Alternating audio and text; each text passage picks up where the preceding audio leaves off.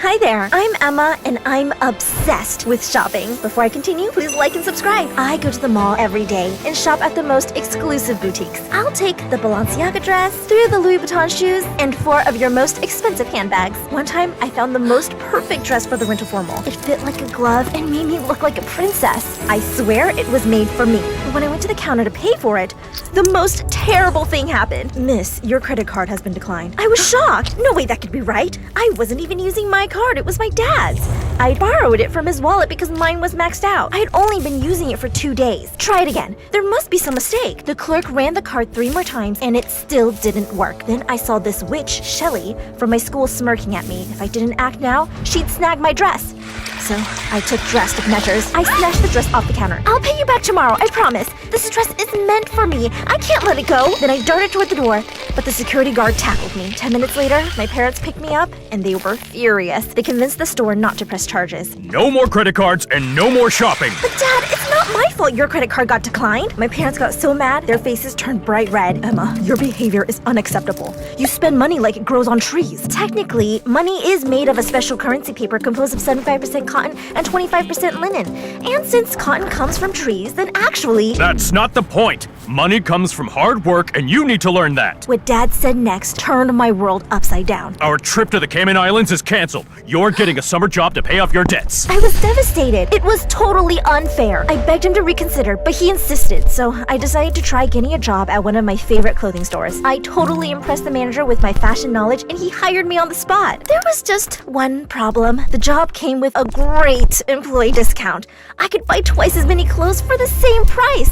How could I resist that? I'll take the Gucci pants, the Prada watch, and 2 bottles of the Chanel perfume. Except my parents weren't exactly happy when I ended up maxing out my mom's credit card. I didn't mean to, but I ended up spending more than I was making at my job. And to make matters worse, I spent so much time trying on the clothes and not taking care of the customers that my manager fired me. Get another job now, or I'll make you sell all your clothes. That was not an option. I tried getting a job at other clothing stores, but word got around that I wasn't a good employee, and nobody would hire me. While I was in my bedroom, crying into a Prada dress that I'd bought on sale, by the way, which practically made it free, my best friend Jody came over to comfort me. Maybe you could find a job that isn't at a clothing store? That's when I remembered that Jody was leaving in a few days to go work at a summer camp as a counselor, and she'd mentioned in passing that they paid really well. What if I came with you to the summer camp? Do you think they'd hire me if you put in a good word? I don't know, Emma. Last time we went on a hike, a bird pooped on your Prada jumpsuit and you had a panic attack. That jumpsuit was a limited edition. It was like family. And don't let me get started on that bird. It was a maniac. There's a warrant out for its arrest. Okay, there wasn't a real warrant, but I did file a police report and I tried to get a restraining order. Please, Jody,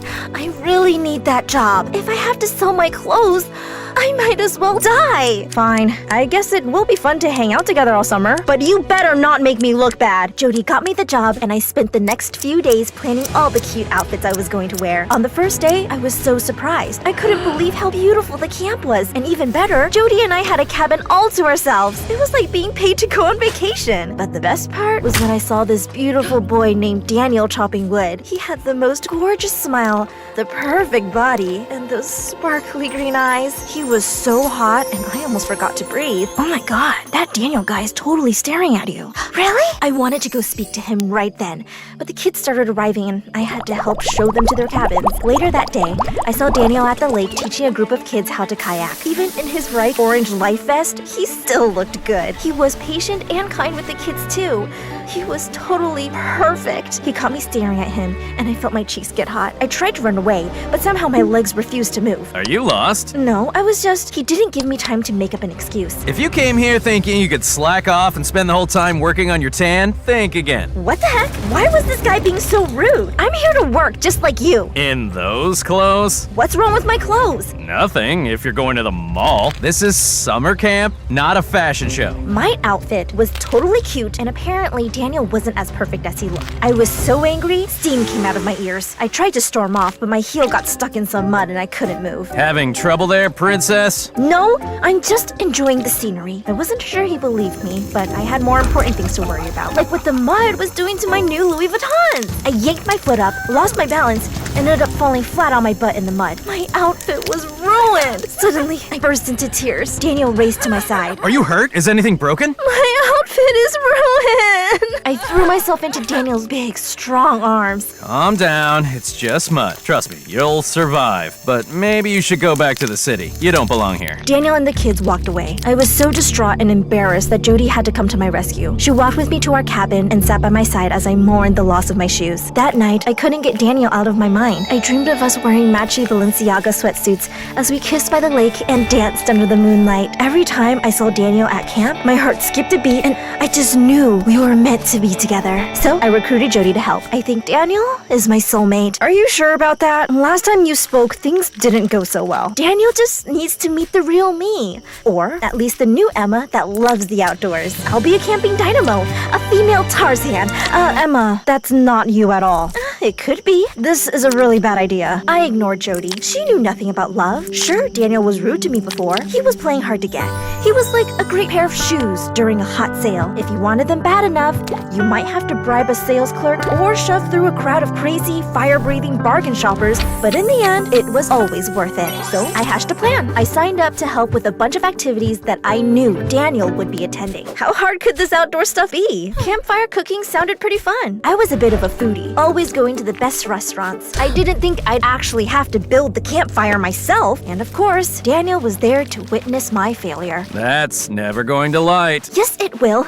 I almost got it. I rubbed the sticks together for hours, but the wood just wouldn't catch fire. I went back to my cabin in a huff, but I wasn't ready to give up. The more of a jerk Daniel was to me, the more I wanted to prove him wrong. Just because I had good taste in fashion and didn't know how to start a fire didn't make me useless. I mean, who even needs to know how to start a fire? That's what electricity is for. The next day, I noticed Daniel signed up to lead the campers on a hike through the woods, so I decided to sign up too. Are you sure you want to do this? It's not an easy hike. Not you too. Why does everyone think I can't do stuff like this? Emma, you know I love you, but this isn't one of your strengths. Maybe you should sit this one out. Jody's doubt only made me more determined to show everyone that I wasn't a princess. The day of the hike, I put on my best outfit. You know hiking doesn't come with valet service, right? You'll have to walk yourself. Just try to keep up with me. Daniel laughed in my face and walked away. Even though I was annoyed at him, my heart still fluttered as I saw his muscles glisten in the sun. When the hike started, I jumped to the head of the line to lead Daniel and the rest of the kids, even though I didn't exactly know where we were going. But how hard could it be? Turns out, it was a nightmare. We climbed over these logs and up slopes covered in slippery leaves. An hour into the hike, I was covered with sweat and I smelled like a gym sock. The sun was beaming on my face, so I walked over to a tree to get some shade. But I slipped on a tree root, face planted on the ground, and twisted my ankle. Hey, are you okay? Daniel helped me up and wow,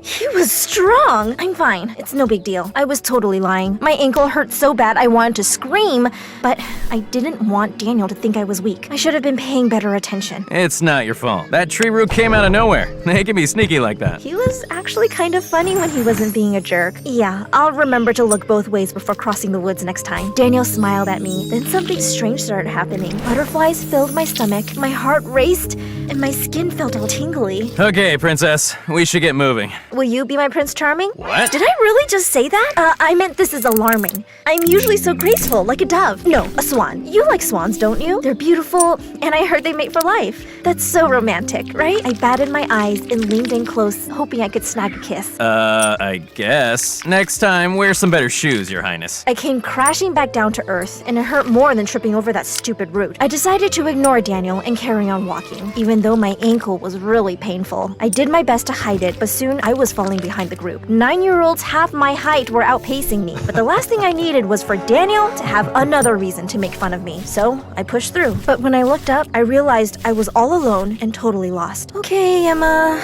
don't panic. I pulled out my phone, but there was no signal. I took a deep breath and decided to retrace my steps. I had to find the camp eventually, right? Except my ankle was only getting worse, and I felt like I was walking in circles. Then I heard wolves howling in the distance, and these weird owls started hooting and glaring at me. Footsteps approached. I grabbed a branch. Stay away! I don't know karate, but I know crazy! I waved the branch like a maniac. Suddenly, I heard something move behind a tree, so I threw my branch towards it as hard as I could. Ouch! Are you trying to kill me? Daniel stepped out of the shadows with a big bruise on his forehead. I've never been so relieved to see someone, even if he was a jerk. A very handsome, sometimes funny jerk. Sorry, I thought you were an evil forest monster trying to eat me. I'm a vegetarian, and I've been looking for you all over. I was worried when you didn't make it back to camp. You were worried about me? Daniel blushed. Maybe a little. I knew it! You liked me this whole time! There's no way you could resist me, especially in this outfit! Daniel took one look at my ankle and gasped. It had swollen up to twice its normal size. Why didn't you tell me you'd hurt yourself? I didn't want to make a fuss. I have expected him to tell me that getting lost in the woods was an even bigger problem, but instead he just slung his arm around me to help me walk. Come on, let's get you back. The only problem was, it was starting to get dark and the woods were really creepy. How long until we get back to camp? It shouldn't be long. He didn't sound very sure, and that only made me more nervous. Are we lost? No, it's just harder to navigate in the dark. A sudden rustle made me jump into his arms. What was that? Whatever it was, don't worry, I'll protect you. I looked into his eyes. He looked into mine. And then I snuck a kiss, but Daniel pulled away. I was mortified. I'm sorry. That was stupid. I totally shouldn't have done that. It seemed like the right thing to do. Oh my god, do you have a girlfriend?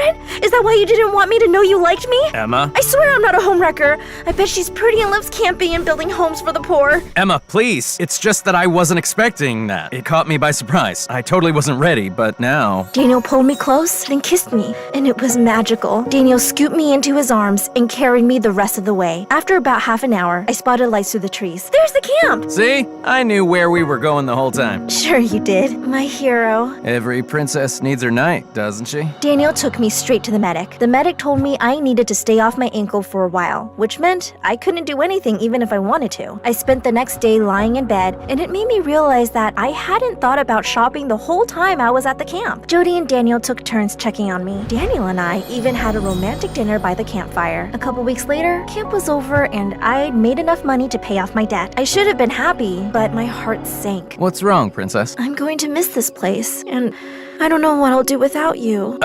You know I live like 2 miles from you. What? No way. And he goes to our school. He was in our English class. He sat in the back row. I felt like such an idiot. How is it possible that I never noticed Daniel? Then again, I only had eyes for rich boys and designer clothes, but my time at summer camp had changed my ways. I traded in my Gucci and Prada for something more important. I became a better friend to Jody, a more responsible daughter, and I even found true love.